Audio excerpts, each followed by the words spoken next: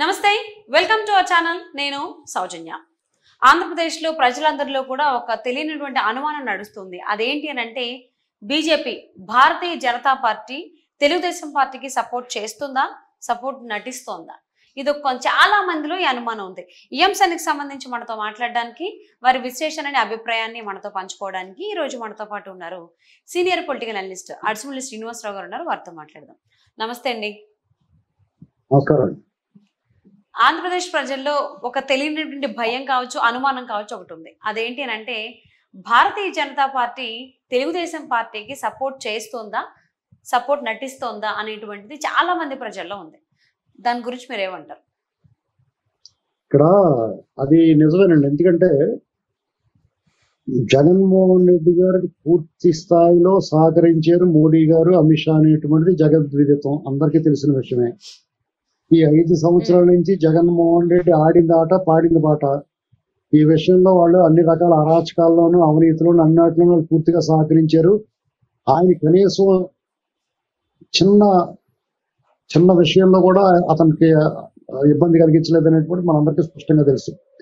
ఆయన కేసుల విషయంలో కానీ, బెయిల్ మీద తిరుగుతున్న దాంట్లో ఆయన బెయిల్ రద్దు చేయమని రఘురామ కృష్ణరాజు గారు అటువంటి కేసు చేసిన విషయంలో కానీ, అవినాష్ రెడ్డి వాళ్ళ బాబాయ్ మర్డర్ కేసులో Avinash Reddy A8 accused 8 Avinash Reddy arrest విషయంలో కానీ ఎప్పుడు కూడా వాళ్ళు సిబిఐ కానీ, ఈడీలు కానీ, ఐటీలు కానీ వాళ్ళు ఎవరిని ఇబ్బంది పెట్టట్లేదు. ఇప్పుడు కూడా ఈడీ కానీ, ఐటీ కానీ జగన్మోహన్ రెడ్డికి, వైసీపీకి సంబంధించిన వాళ్ళు ఎవరి మీద దాడులు కానీ ఏమీ చేయట్లా. కానీ దేశంలో భారతీయ జనతా బీజేపీకి వ్యతిరేకమైన వాళ్ళందరి మీద దాడులు చేస్తారు, కేసులు పెడతారు, ముఖ్యమంత్రిని కూడా జైల్లో పెట్టేస్తారు. ఇది ఒక పక్క. ఇది సరే, వాళ్ళు మరి అయినా సరే జగన్మోహన్ రెడ్డి గ్రాఫ్ పడిపోయిందండి. అతను ఎట్టి పరిస్థితుల్లో తిరిగి అధికారంలోకి వచ్చే అవకాశం కనపట్ల.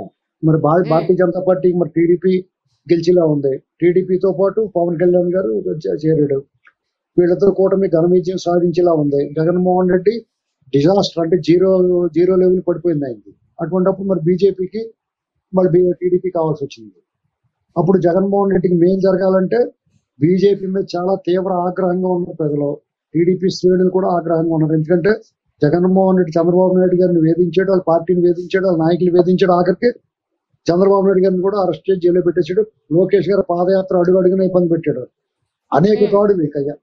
ఒక రాజకీయ పార్టీ తెలుగుదేశం పార్టీగా 4.5 దశాబ్దాల్లో ఏనాడు ఎదుర్కోలేంత నిర్బంధం, దుర్మార్గం, అరాచకాన్ని చవి చూసిందండి జగన్మోహన్ రెడ్డి. దీనికి పూర్తిగా సహకారం బీజేపీ ఇచ్చింది. ఇది నిజం. అయితే బీజేపీకి ఇప్పుడు టీడీపీ ఎందుకు కావాల్సి వచ్చింది? వాళ్ళ సీన్ సిద్ధం అయిపోయింది. సెంట్రల్లో వాళ్ళ పని ఏం బాగలేదు. వాళ్ళకి దక్షిణాదిలో ఇప్పుడు బాగా వేయాలి. ఎందుకంటే నార్త్ లో వాళ్ళ సీన్ అయిపోయింది. చాలా ఇప్పుడు వస్తున్న రిపోర్ట్లు ఏంటంటే వాళ్ళు చాలా మైనస్ లో ఉన్నారు. ఆ విషయం వాళ్ళకి చాలా ముందుగానే తెలుసు. కర్ణాటకలో అధికారం కోల్పోయారు, తెలంగాణలో ఆశించిన ఫలితాలు రాలేదు, కేరళలో అలాగే లేదు, తమిళనాడులో లేదు, ఒరిస్సాలో కూడా నవీన్ పట్నాయక్ ఆవా నడుస్తుంది, ఆంధ్రప్రదేశ్ లో జగన్మోహన్ రెడ్డి వాళ్ళ తాలూకు దండుబాటు మీద ఓడిపోయేలా ఉన్నాడు. ఇలాంటి పరిస్థితుల్లో ఇక తప్పని పరిస్థితుల్లో చంద్రబాబు గారు కావాల్సి వచ్చాడు. మరి చంద్రబాబు గారిని రమ్మంటే వస్తాడా? రాడు. కాబట్టి జగన్మోహన్ రెడ్డి ద్వారా ఈ అరాచకాలన్నీ అలాగా చేయిస్తున్నారు. కాబట్టి డైరెక్ట్ గా చంద్రబాబు నాయుడు గారిని అటాక్ చేయించేశారు, ఆయన జైల్లో పెట్టించారు. ఎన్నాటిలో పూర్తిగా బీజేపీ సహకారం ఉందండి, వాళ్ళ పాత్ర లేకుండా లేదు. ఇది అలాగా బ్లాక్ మెయిల్ చేసి వాళ్ళు చంద్రబాబు నాయుడు గారితో పొత్తుకి ముందుకు వచ్చారు. ఆ పవన్ కళ్యాణ్ గారు కూడా నేను తీసుకొస్తానండి. పవన్ కళ్యాణ్ గారు తీసుకురాకపోయినా కానీ వాళ్ళు వచ్చేస్తారు పొత్తుకి. ఏంటి కేసులు అయి పెట్టి రకరకాలు చేసి ఆయన జైల్లో ఉండగానే పవన్ కళ్యాణ్ గారు కలిసి మాట్లాడటం ఇదంతా కూడా ఒక ట్రాప్ అండి. జగన్మోహన్ రెడ్డి మేలు చేయటం కోసమే అనుకుంటున్నాను, నేను భావిస్తున్నాను. ఎందుకంటే మొదట్లో సరే జగన్మోహన్ రెడ్డి ఓడిపోతున్నాడు కాబట్టి వీళ్ళు ప్లేట్ మార్చారు అనుకున్నాను. కాదండి, ఇవాళకి కూడా మీకు బొమ్మరేడు సినిమాలో లాగా ఇప్పటికీ నా చేతులు మీ చేతిలోనే ఉన్నాయంటాడు. అలాగే ఇప్పటికి కూడా ప్రేమ అలాగే ఉంది. కాబట్టి వాళ్ళు మొఖాలకు 6 సీట్లు అవసరం అండి. ఎంపీ సీట్లు ఎలా గెలుస్తారు చెప్పండి వాళ్ళు?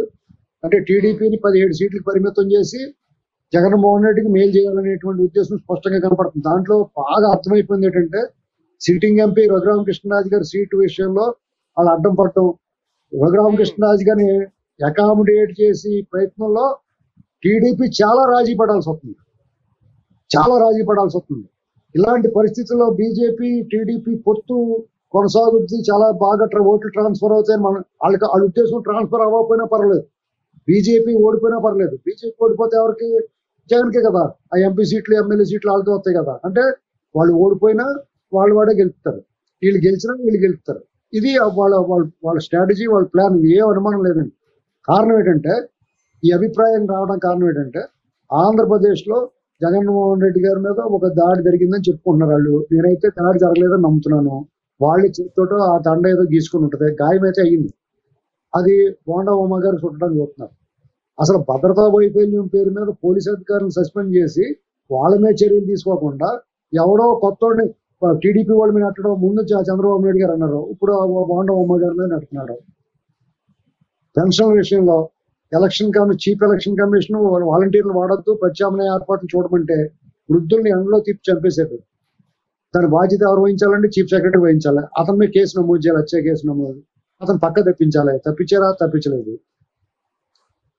వీళ్ళు ప్రతిపక్షాల వాళ్ళు కేసులు ఉన్నాయి మా మీద, ఏం కేసులు ఉన్నాయి చెప్పండి రా బాబు అని చెప్పేసి నెలనాళ్ళ క్రితం చెప్తే ఇప్పుడు వరకు కోర్టు చెప్పే వరకు కూడా వాళ్ళు వివరాలు ఇవ్వలేదు. అసలు ఏం జరుగుతుందండి ఆంధ్రప్రదేశ్ లో? అలాగే అధికారుల అరాచకాలు, దాడులు, హింస కొనసాగుతూనే ఉన్నాయి. మరి వీళ్ళందరినీ మార్చాలి కదా అధికారిని. జగన్మోహన్ రెడ్డికి అనుకూలం వాళ్ళు బూట్లకి బ్యాచ్ చుట్టూరు పెట్టుకున్నాడు. వాళ్ళందరినీ మార్చాలి కదా. గత ఎన్నికలు ఏం చేయరు?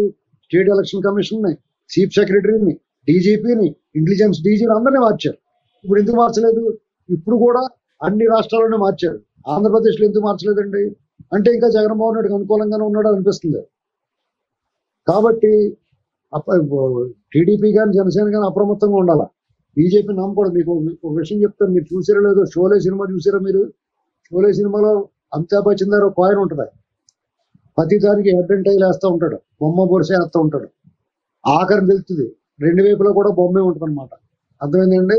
ఏది పడినా వాళ్ళకే అతనే గెలుస్తాడు. అలాగే ఇప్పుడు ఎవరు గెలిచినా, బీజేపీ గెలిచినా, జగన్ గెలిచినా బీజేపీకి మేలే, ప్రయోజనమే. అదే వాళ్ళ ఉద్దేశం కింద కనిపిస్తుంది. కాబట్టి నా ఉద్దేశం ప్రకారం ఇప్పటికే మించిపోయింది ఏం లేదు. బీజేపీ వల్ల ప్రయోజనం లేకపోతే వాళ్ళు ఏదో నిధులు ఇస్తారో, రేపు ఎన్డీఏ గవర్నమెంట్ వస్తుందని ఎవడో ఆశ పెట్టుకోలేదండి. ఇప్పుడు ఫ్రీ అండ్ ఫెయిర్ ఎలక్షన్ జరుగుద్ది, న్యూట్రల్ గా ఉంటారు, సిస్టమ్ లా పనిచేస్తే, చట్టానికి లోబడి పనిచేస్తారు, చట్టము రాజ్యాంగం అమలు అవుద్దని చెప్పేసి వీళ్ళు పుచ్చిపెట్టుకున్నారు.